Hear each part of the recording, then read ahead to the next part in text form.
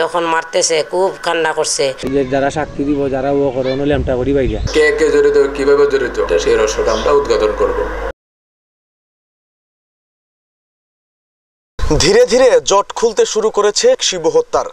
একজন দুজন নয়, বরং ৮ জন মিলে সুপরিকল্পিতভাবে হত্যা করার পর ঠিক এই জায়গাটিতে ফেলে রেখেছিলেন তার লাশ, যাদের মধ্যে একজন ছিলেন নারীও। কিন্তু কেন?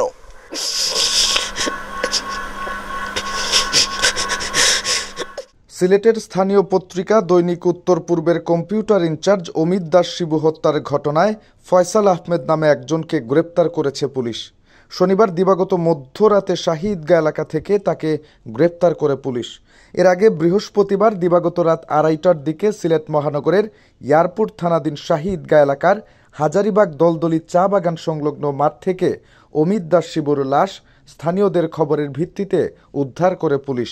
দৈনিক উত্তর পূর্ব পত্রিকার কম্পিউটার অপারেটর অমিত দাস শিবু হত্যা মামলায় পর্যন্ত আমরা একজনকে গ্রেপ্তার করতে সক্ষম হয়েছি। উক্ত ব্যক্তিকে থানায় এনে প্রাথমিকভাবে জিজ্ঞাসাবাদ করে সে ঘটনা স্বীকার করলেও বিভিন্ন কৌশলে সে ঘটনা জড়িত বা কিভাবে কি করেছে এক সময় সে বিভিন্ন এক রকম উত্তর দিয়ে পুলিশকে বিভ্রান্ত করার চেষ্টা করেছিল। কিন্তু পুলিশ আমরা আমাদের তদন্তে এই মামলার যথেষ্ট অগ্রগতি সাধিত হয়েছে। তো উক্ত ব্যক্তি আদালতে স্বীকারোক্তিমূলক জবানবন্দি দিতে অস্বীকার করায় আমরা 7 দিনের রিমান্ডের আবেদন করে তাকে কোর্টে প্রেরণ করেছিলাম।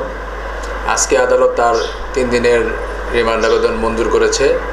তাকে রিমান্ডে এনে জিজ্ঞাসাবাদ করে এই ঘটনার সাথে যারা জড়িত অন্যান্য আসামি এবং কিভাবে তাকে হত্যা করা হয়েছে, এর সাথে কে কে জড়িত, কিভাবে জড়িত, শুরু থেকে আমরা শেষ পর্যন্ত সেই রহস্যটা আমরা উদ্ঘাটন করব। অমিত সুনামগঞ্জ জেলার দিরাই উপজেলার এলেংজুরি গ্রামের মৃত গৌরচাঁদ দাসের ছেলে। তিনি 2 সন্তানের জনক। সপরিবারে নগরের কানিশাইল এলাকায় বসবাস করছিলেন। ঘটনার পরদিন শুক্রবার দুপুরে অমিত দাসের বড় ভাই অনুকূল দাস বাদী হয়ে সিলেট এয়ারপোর্ট থানায় অজ্ঞাতনামাদের আসামি করে একটি হত্যা মামলা দায়ের করেন। 2 জন, একজন পুরুষ একজন মহিলা আছে, ওর ঘরের পাশেই মারছে। ওদেরকে থানায় কালকে নিয়েও আসছে সাক্ষীর জন্য। তখন ওনারা বলছে যে এমনিও মরবো আমরা, এই এখন আমরা থানায় নিয়ে মারবে, নাইলে সন্ত্রাসী মারবে। আমি সত্য কথা বলবো, যখন মারতেছে খুব কান্না করছে যে আমার 2টা বাচ্চা আছে, আমাকে এইভাবে আমাকে ভুল বুঝতেছেন, আমাকে মারবেন না। আমার 2টা বাচ্চা আছে, একটা বাচ্চার বয়স 5 বছর, একটা বাচ্চার 2 বছর। আমাকে ভুল বুঝে এইভাবে আমাকে শেষ করবেন না। সুস্থ বিচার পাইলে আমরা একটু সাময়িক শান্তি পাইবো। ভাই তো কখনো আসবে না, কিন্তু বিচার পাইলে আমরা একটু শান্তিতে থাকতে পারবো। আমার 2টা দুধের শিশু যেভাবে কান্না করতেছে, রাইতে রাত বাবা বাবা করে চিৎকার করতেছে, আমরা চূড়ান্ত বিচার ফাঁসি চাই ওদের। এসএমপির মিডিয়া অফিসার মোহাম্মদ সাইফুল ইসলাম জানান, প্রাথমিক তদন্ত ও গ্রেপ্তারকৃত ফয়সাল আহমেদের কাছ থেকে জানা গেছে তার সহযোগী আরও কয়েকজন ঘটনার রাত আনুমানিক 9:30 থেকে 10টার মধ্যে অমিতের মাথাসহ শরীরের বিভিন্ন স্থানে এলোপাথারি কিল, ঘুষি, লাথি মারে এবং আসামিদের একজন অমিতের ব্যবহৃত হেলমেট দিয়ে তার শরীরের বিভিন্ন স্থানে উপর্যুপরি আঘাত করে। মারপিটের এক পর্যায়ে অমিত অচেতন হয়ে মাটিতে লুটিয়ে পড়েন। এমলেটের বাড়ি বলি, তা এমলেটের বাড়ি এমলেটেরা কত স্পিরিটে আইয়া পাখার মাঝে পরে মাথারে বাসায়, আর উপর দিয়ে বাইরিলে মনে করেনি মাথার থাকবো। আর সবে জানে ভাই, সবে জানে। আমার তো আমরা আতাহাতি হয়েছে ভালো, দরিয়া লইয়া গেছে ওখান থেকে, মোটরসাইকেলে উবা করিয়া লইয়া গেছে বাড়ির থেকে। পুলিশের একটি সূত্র সিলেট ভিউকে জানিয়েছে, তদন্ত বলছে অমিত হত্যাকাণ্ডে 8 জন হত্যাকারী অংশগ্রহণ করে। এর মধ্যে একজন লেডি কিলারও ছিল। তবে কী কারণে হত্যা করা হয়েছে সে রহস্য এখনও পুরোপুরি উদ্ঘাটন করা যায়নি। গ্রেপ্তারকৃত ফয়সাল পুলিশকে তথ্য দিয়ে সহযোগিতা করছে না। 3 দিনের রিমান্ডে ফয়সালকে জিজ্ঞাসাবাদের পর হত্যাকাণ্ডের রহস্য উদ্ঘাটন করা হবে। এই যে ঘটনাগুলো এলাকার ফাইন্ট ঘটা, কোনো বারাটি ফাইন্ট এটা জড়িত না, সব এলাকার লোকাল ফাইন্ট করে। আর এটা যে গুনতে ঘটনা ঘটাইছে, এটা এখনটার নামে আপনার 4টা-5টা মামলা, এটা ফ্রি প্রত্যেকটার বেশি এটা নাম করা দাগি মহিলা আসবে, যারা সাক্ষী দিব, যারা ও করে ল্যাম্পটা করি বাইরা। এদিকে পরিবারের একমাত্র উপার্জনক্ষম ব্যক্তিকে হারিয়ে অনেকটাই দিশেহারা অমিত দাস শিবুর পরিবার। পিতৃহারা 2 শিশু সন্তানকে নিয়ে পুরোপুরি ভেঙে পড়েছেন অমিতের স্ত্রী। চাইছেন অপরাধীদের সর্বোচ্চ শাস্তি। ফোন আইসে, আমি লাভ দিয়ে মশারি থেকে নামছি।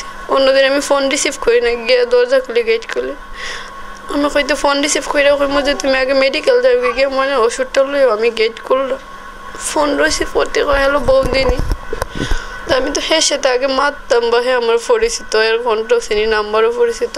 আমি কই খে রফিক ভাই, হয় হয় দেখো বউ দেখেও আসেনি ঘরে পুরুষ। আমাকে না খেয়েও না, ওকে বলছি না, আমাকে না খেয়েও না।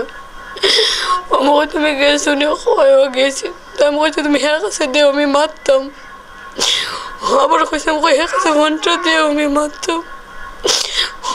পরে অনেকে পুরুষ এসেনি, তো আমি কইছি এখানে কিচ্ছু হয়েছি না, আমার অশান্তি লাগতেছে, আমার কিতা করতেছে হইলে তুমি তাড়াতাড়ি কইলাম, এর কিচ্ছু হয়েছি। ওরা মরে গেছে, আমি বিশ্বাস করছি না। ওকে তুমি মিশা কথা কও, তুমি আল্লাহর দোয়াই দো। পরে হয়েছে, পরে বের হয়ে তুমি বাইরে মরে গেছে।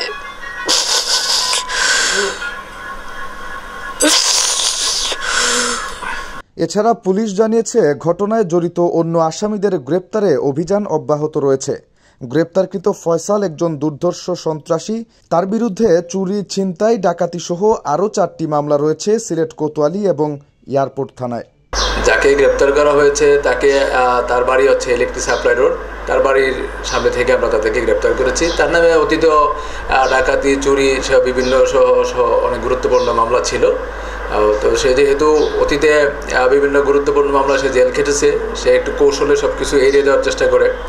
কিন্তু আমরা তথ্য প্রযুক্তি এবং ম্যানুয়াল সোর্সের মাধ্যমে আমরা তার উপস্থিতি এবং আর অন্যান্য কয়েকদিন উপস্থিতি আমরা নিশ্চিত হয়েছি। তদন্তের সাথে এখনই আমরা কারো নাম প্রকাশ করছি না। শিবু হত্যাকারীরা এতটাই প্রভাবশালী যে তাদের হুমকি ধামকির ভয়ে তাদের বিরুদ্ধে সাক্ষ্য দিতেও ভয় পাচ্ছেন এলাকাবাসী। এদিকে পরিবারের একমাত্র উপার্জনক্ষম ব্যক্তিকে হারিয়ে দিশেহারা সাংবাদিক শিবুর পরিবার চাইছেন অপরাধীদের সর্বোচ্চ শাস্তি, ফাঁসি। নিবেন্দু তালুকদার, সিলেট ভিউ, সিলেট।